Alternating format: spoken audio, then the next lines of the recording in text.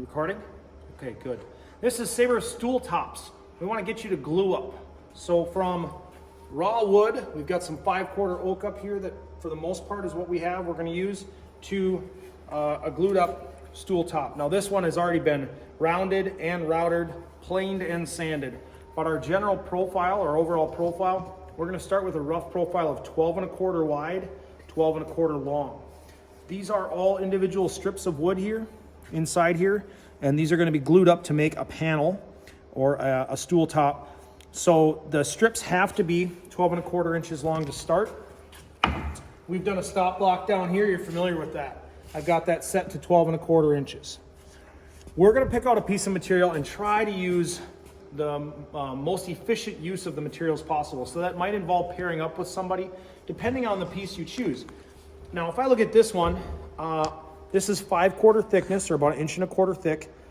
I'm going to check my width and my overall length to see if I've got enough linear footage to be cut into lengths and add up to the width that I need. My overall length is 38 3/4 inches. That means I can get 12 1/4, 24 1/2, 36 3/4 out of it, or 3 full cuts, plus kerf of the blade. My width is 4 3/4. So 4 3/4 times 3 is 13 and, what's 4 3/4?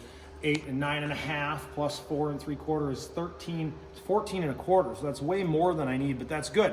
That means that I can make 3 cuts out of this board, glue those 3 panels together, opposing those annular rings between the 3 pieces of material, and I'll have enough. So this piece works out great. Let's just pull another one down off the shelf to kind of see the difference in what we're dealing with in material. And be careful here because we have these stacked up. They are overloaded most likely. So typically I've got oak all the way up here. This is 5/4. And what I want you to notice about this piece, let's set it out on the table here. All of this material is going to be straight line ripped on one edge. That means if we look down it from down here, come at it this way. This edge, make sure this is in focus and you can see that, is a very straight, even edge that has also been machined. So it's been jointed, so it's smooth. If we flip over to the other side, we're going to notice this side is rough sawn. And if we look down this board now, we can see from one end to the other, it's not the same width. 2 7/8 down here. On the other end, we've got 2 1/4. So it varies that much. What does this mean? That means that we're going to cut these boards to length for this one, but then we're going to run them through the table saw to make them squared boards. So we'd start down here and we'd cut this to 12 1/4 inches long, and then we'd maybe run it through the table saw at 2 1/8, and then we'd run the next one at 2 1/4, and run the next one at 2 1/2, as much as we can to get the boards. Now, will we have enough to add up? If we've got 2 1/4 inches, how much do we have linear? I've got 7 foot 3/4 inch, or 84 3/4. Thinking back to that, or just let's do it this way. My first one's going to be 12 1/4, and that gets me 2 let's say if each one is 2 1/4 wide, I need 6 of them at least. So I've got my 6 feet here, plus what I need extra every 1/4 inch. So I should get 1 full stool top out of this board with very little waste. So let's do both of them, see how it goes. I can check for a squared end. Because I've got a little bit of extra, I'm going to square this end and get rid of this banding mark here. So that means I'm just taking off the first part of this board just to clear it and square it. Firewood, slide down. I want to make sure that if I've got a straight line ripped side, that I can see that that's up against the back fence. This one looks like both edges are good, or they've been straight. So, and you can see it fits in really nice and tight here and square.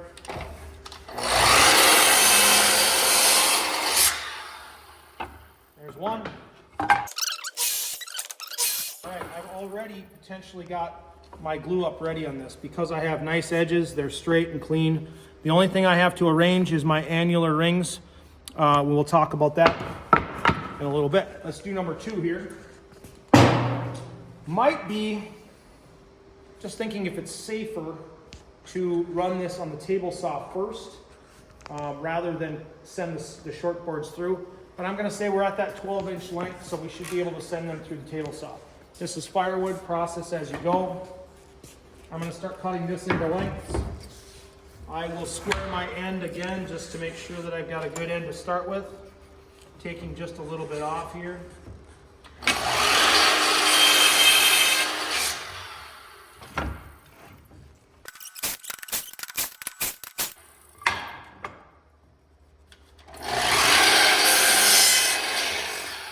This last one, less than 12¼ inches. At this point, this is probably firewood. I'm going to take these over to the table saw. We're going to have one extra process on these. Come over here. Our miter attachment goes down here.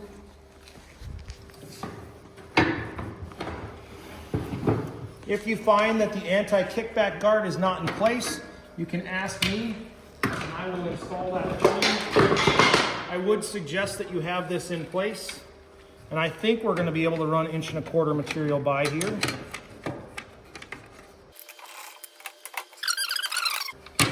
Okay, kickback pawls are working. I'm going to drop this down just above the thickness of my material, right about there. Showing the gullets yet. That's good. And that range. This is an important part of the instructional video, so pay attention. We've got our straight line rip side here. That goes against the fence. Super important. Our rough sawn side is what we're going to rip through, and that goes facing out. Now, if I go back in time to my skinniest piece, which is this one, I've got to set my fence to just take off and clear this up or square it up. So I don't even have to use a number here. I can just go over and say, all right, that's going to take half of the carbide right there, maybe a little bit more. I'm going to lock my fence in, bring this down. We're going to be working closer quarters to the blade here. So we need a push stick. I'm going to back this off, start the saw up, come over here, Thunder. I'm watching the gap right here. I want to make sure I maintain 0 gap against the fence. So I'm going to put the push stick in here. I'm just using the push stick to control and keep it in.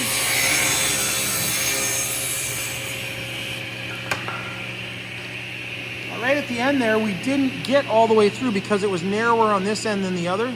So I've got to make this a little bit smaller or tighter. Send it through one more time.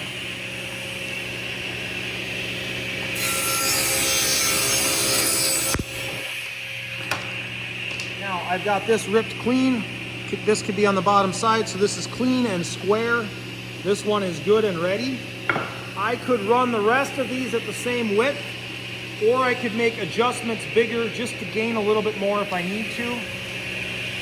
Probably safest if you're going to use just the guide of the saw to shut the machine off and line it up this way, or you could use math. I'm good right now and touching off, so I should be able to send this through.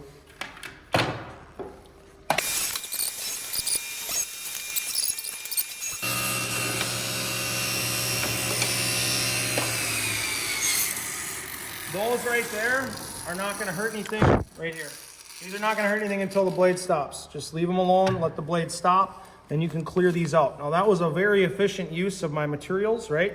I was able to just shave off that much as long as I've got good edges on all 4 sides. So I will inspect. Thank you. Looking good. Now these don't have to be the same width. That's the idea here. They can be different widths. They are the same thickness, different widths. They are the same length. Let's go glue these up. Okay, so the next part of this is our glue up. We have our slabs or our pieces of material cut here. We're going to go ahead and glue these together. We've got bar clamps or pony clamps. These are old school standard for woodworking to do panels and glue them up. Sandra, I'm going to have you come over here. We're going to talk a little bit about maintenance. Because these have been around a while, we want to hit them just a shot of oil here on each side. This is actually a dry spray, so it should not remain oily. Oil and wood don't play well together. If we get this on our wood surface, it will soak in. Oh, those run so much nicer now with just a little shot of oil. The next thing we have to look at on these pony clamps is is the surface that's in line with our clamp clean? So right now we've got all this glue over the years built up on here, and we've got to scrape this. We may even have to hit it with a grinder or a sander. This is an awful sound, but it's a necessary sound.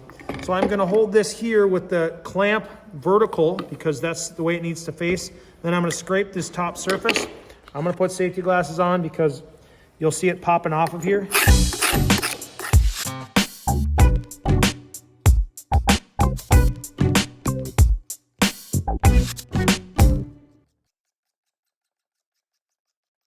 I don't have to scrape all the way around this pipe clamp. I have to scrape the surface, the top edge of this tube so that it's straight and flat. When we were going through this is one of the ones that Sunder grabbed.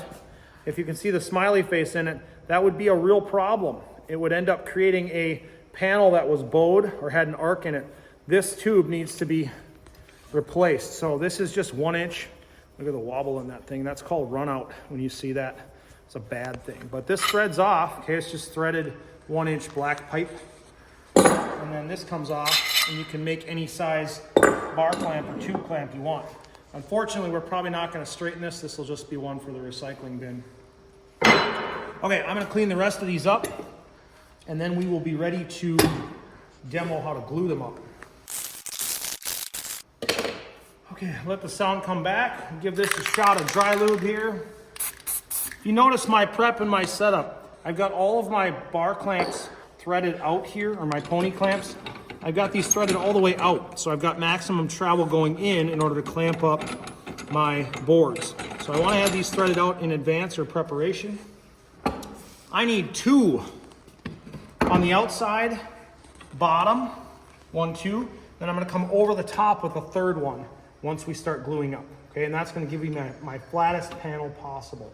So I'm ready to arrange. I've got paper or a sacrificial layer down underneath my glue blocks. That's really important.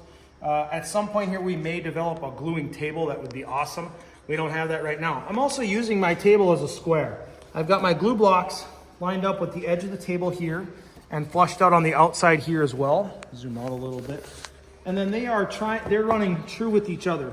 That's just important that the glue blocks are parallel and they are perpendicular to the axes of my bar stock so that I don't end up gluing up a panel that's a parallelogram panel. I want to make everything as square as straight as possible. Okay, so we can lay these on here. They are just going to fit lengthwise, and boy, I hope this works. It should, but it's going to be really close and really tight. Right now I've got rough surface of a rough side. This is definitely a smooth side, so I'm going to go smooth side down, that's fine. But I've got rough surface facing up on all 3. This is a side that doesn't have very good finish, and I want to notice that and arrange it. And then the other thing I'm going to look for is my annular rings. If I can see here, my annular rings are they are smiley face right now on this one. This one, they're smiley face up this way.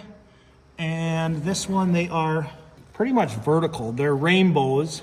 This would be smiley face, so I want to make this one rainbows if possible. I'm going to flip it. That's better. Okay. Give myself a little bit of room here. Flip up on edge.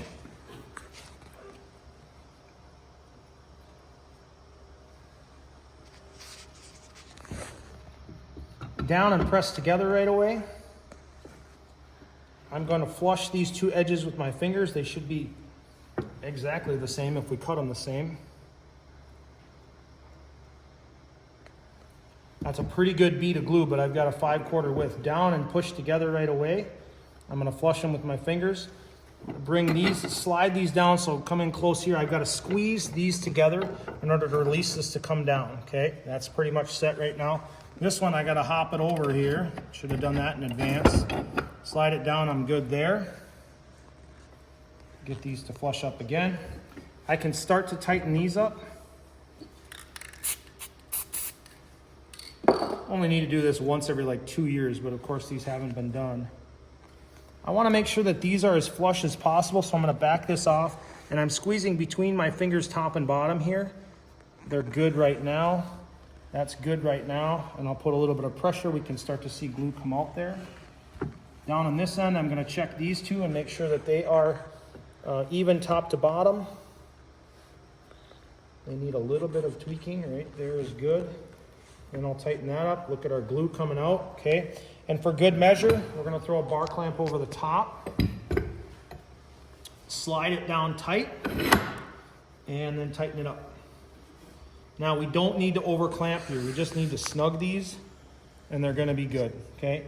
So like if you look at that's 2 fingers right now, I'm just snugging these up. I'm not going crazy. We don't wanna clamp it too much or we'll squeeze all the glue out of the joint. Let's do our other one over here. Same process. Remember, I'm looking for 12 1/4 by 12 1/4 for a rough dimension. So right now, I've got 11 5/8. Man, the only thing I could do if this one's a little wider is trade it out, but it probably is not. No, it's narrower. So I'm gonna have to add one more in. This is really close, unfortunately, but this is what we gotta do. So we're gonna add one more in to the mix here, and then we'll start gluing up. And you've seen that process, so you can understand. I would repeat it. Once this is clamped and in place, we can pull this and we can move it to a drying station. We may end up drying in the backstage of the theater. We usually have gone like up against the wall. This needs about 20 minutes and it's good. So it can come out of the clamps in 20 minutes. This would be a good spot right here. That radiating heat coming up is gonna just accelerate it that much more. But that would be a drying station. We'll take it out of the clamps and we'll take it from there. Next steps will be cutting it to our finished size. See.